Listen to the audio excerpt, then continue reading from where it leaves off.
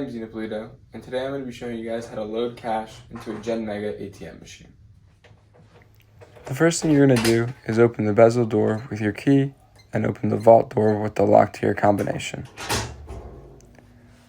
Once you have done that, you're going to slightly lift up and pull the cassette out of the machine. You are going to bring the cassette to a flat surface and open it with your cassette key. After the cassette is open, you are going to pull back the push plate until it locks in. Now you're going to take your money and you're going to put it into the cassette up against the push plate. You're going to release the push plate and close the cassette.